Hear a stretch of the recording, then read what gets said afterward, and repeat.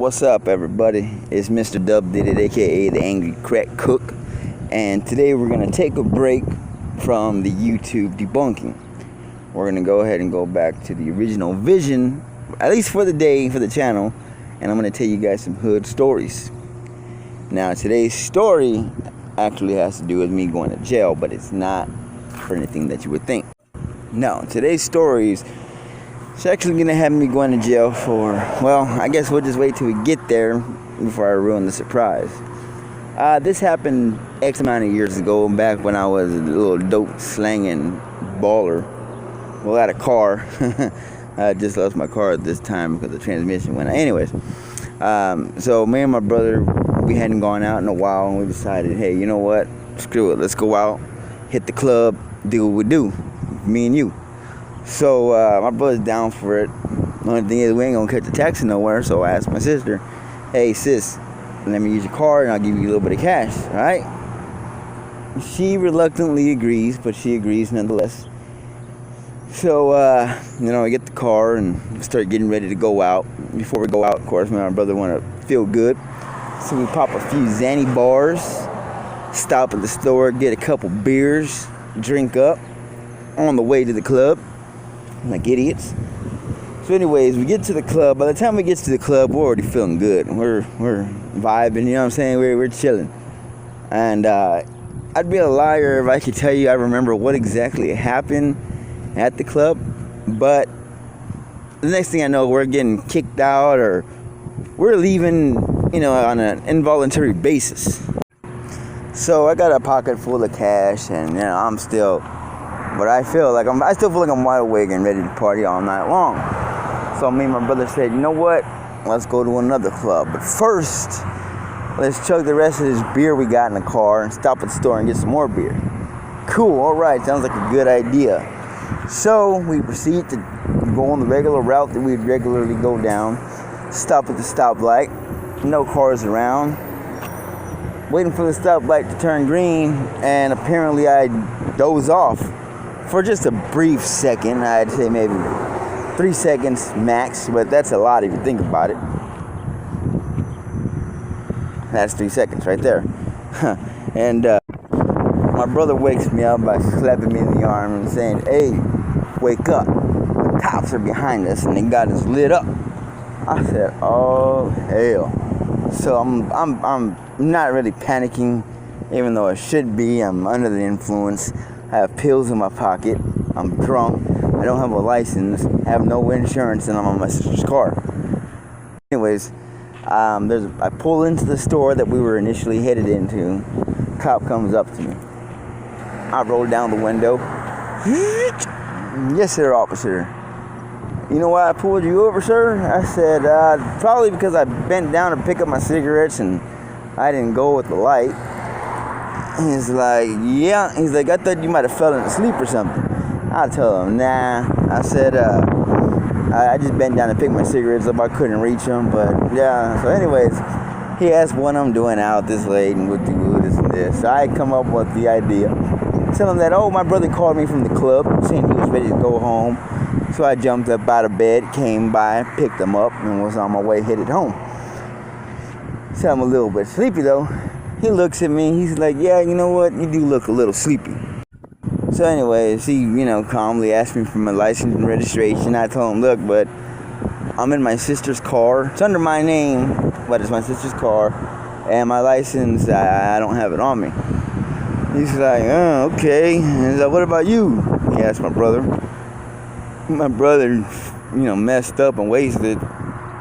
Gives him his information, whatever.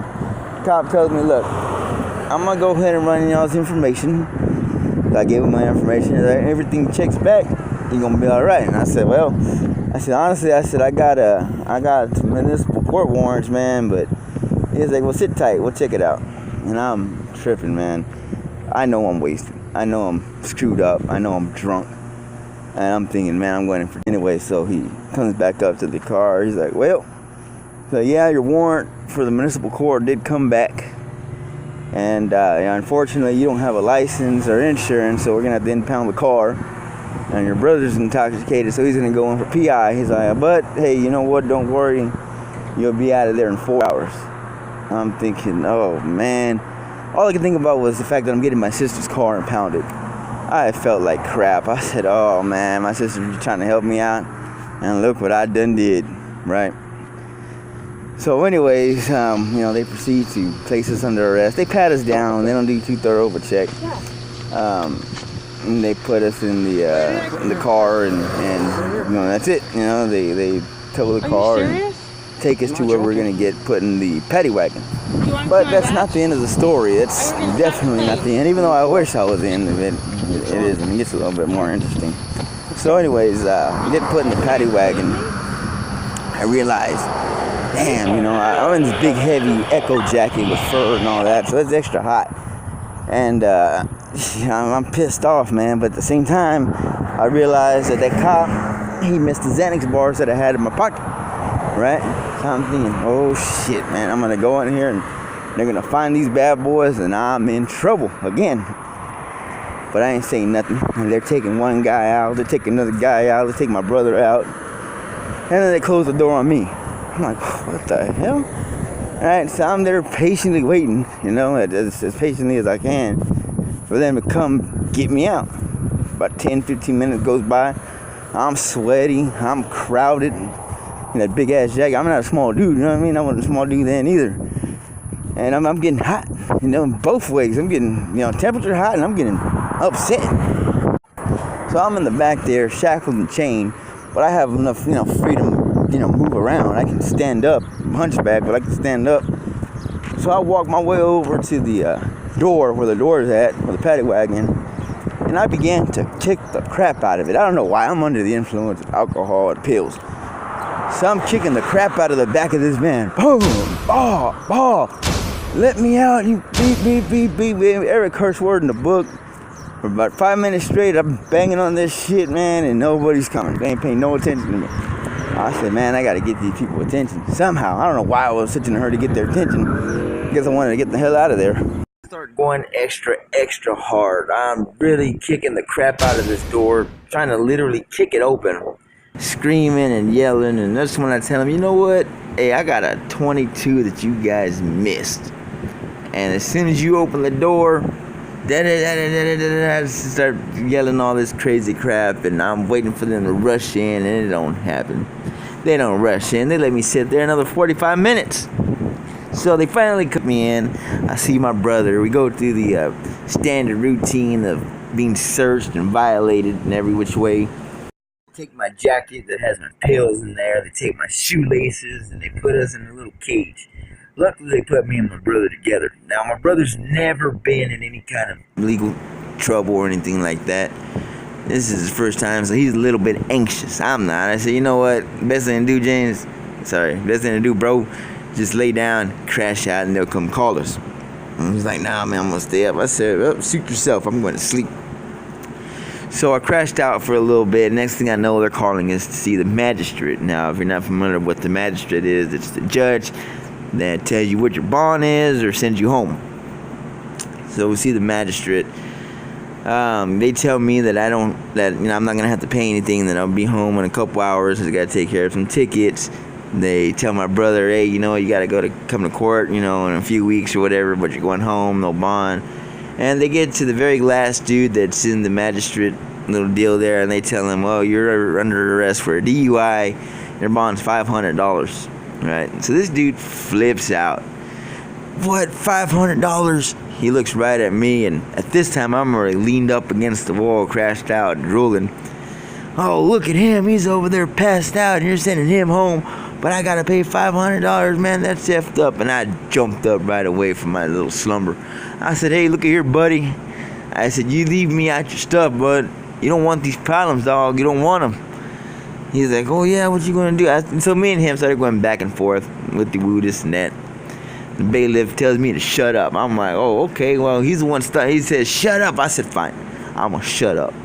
So that's what I intended to do. I intended to shut my mouth and not say anything, even when they asked me something. And anyways, they get to me, my turn to go sign some papers, and the bailiff's asking me a few questions. And I'm basically signing to him. I'm trying to communicate without speaking, because remember, he told me to shut up. And this annoys him, and this also annoys the judge. The judge looks at me in an angry manner and says, you know what? Go back to the holding cell. Another 4 hours. So I said, good, I'm still sleepy. Get out of here. So they took me back to the holding cell. I crashed out another 4 hours, right? And my brother tells me, you know what, they sent me home, but I'm going to go ahead and wait for you outside. I said, 4 hours? He said, yep. I said, already, man, bet. So I crashed out. 4 hours later, they wake me up. It's about 8 in the morning now. And the officer that's releasing me tells me, man, you got lucky. I said, what do you mean I got lucky? He's like, you were messed up when you came in here last night. And I said, well, guess what, officer? I'm still messed up. Now give me my things and I'm gone. He said, all right. He was laughing. I was laughing. I got out the door and I remembered, oh, shoot, man, I still got them little Zanny pills in my jacket. So I popped 2 of them things. Me and my brother went home. And then I remembered about the car. Son of a gun, man. I got my sister's car impounded. I felt bad, man. Even to this day, I feel bad. But I said, you know what? Ain't nothing I can do about it right now. I'm going to crash out for about 24 hours. Sure enough, that's what I did. And, that concludes my story on why I was taken into jail. And, so if you like it, subscribe, the standard YouTube spiel. Be on the lookout. I got more videos like this coming out. I got more debunking videos coming out. I want to thank you guys for watching. Till the next time.